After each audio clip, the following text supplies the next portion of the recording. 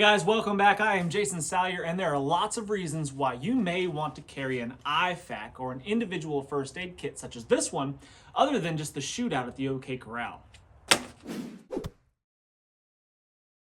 Alright, so before we dive into this thing, first of all, I am not a doctor, I'm not a medic, I'm not a professional rescuer really of any kind. I am an amateur superhero. So, just for the record right there. However, I do have a little bit of medical training. I've got some first aid training.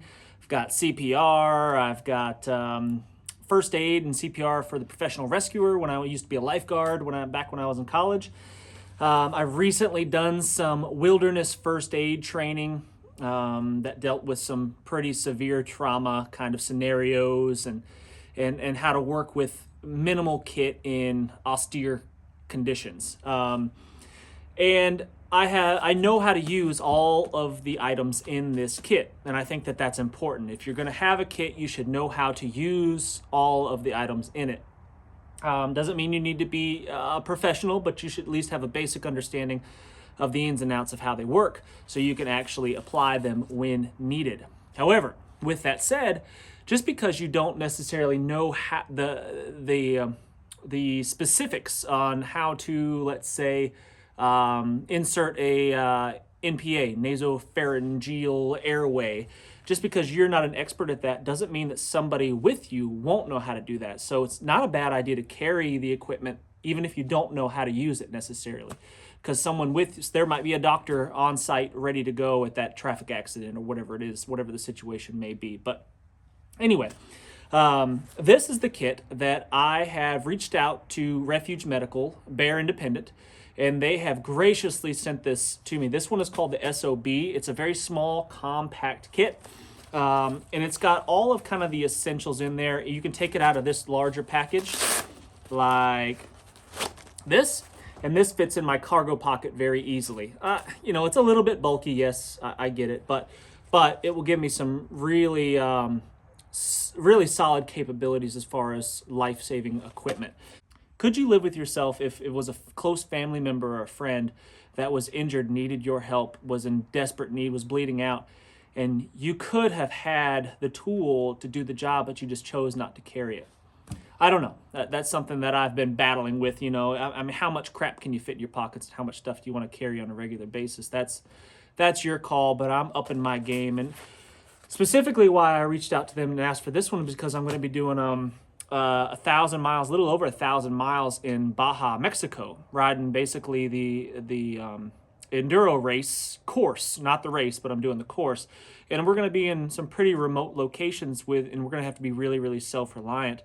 And because I have a little bit of training, I've taken it upon myself to bring the necessary equipment needed if we should, somebody should go down and have a really serious issue. But anyway, let's look at this kit and see what we have going on in here.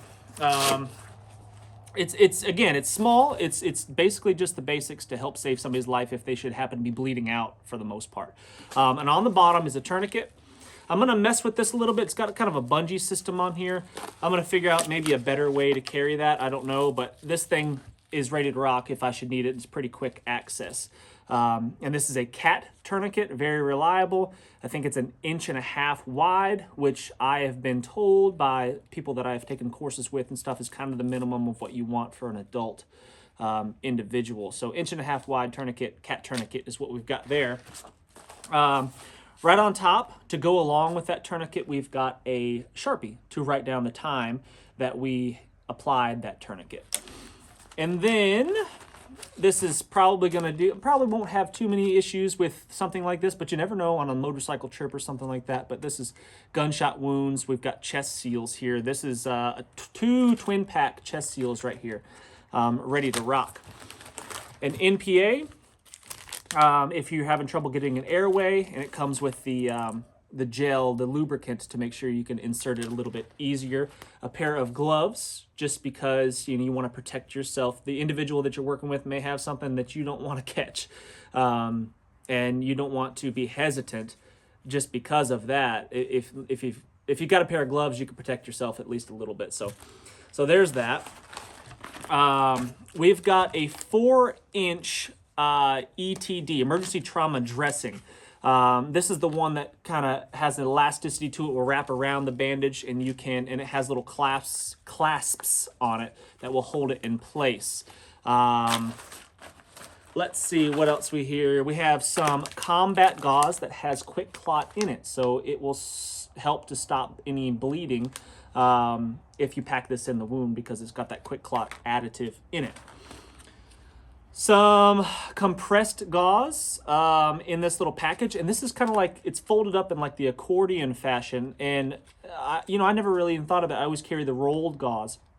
This is easier to pack into wounds, and the guys at Refuge Medical do a really good job of demonstrating that and offer some really amazing courses as well. And I'll put links in the description of this video, but and they'll teach you how to use this stuff a little bit more effectively. But it just less fumbling, less tangling with rolled gauze. This is really easy to apply.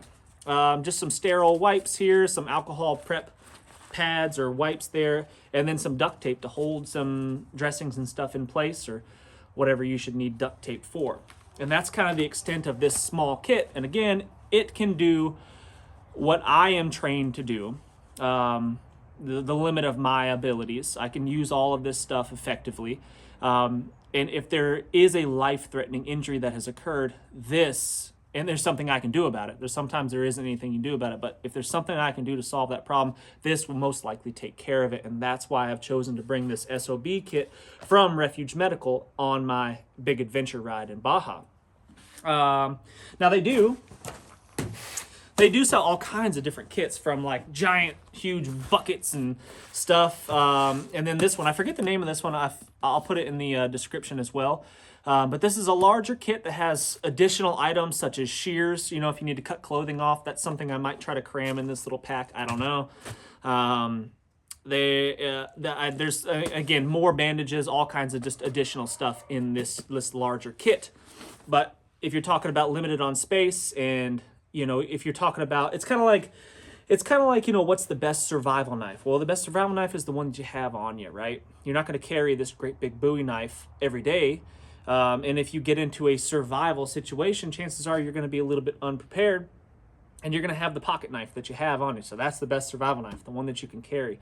I'm not going to be carrying this on my person, all right? I can carry this smaller one on my person.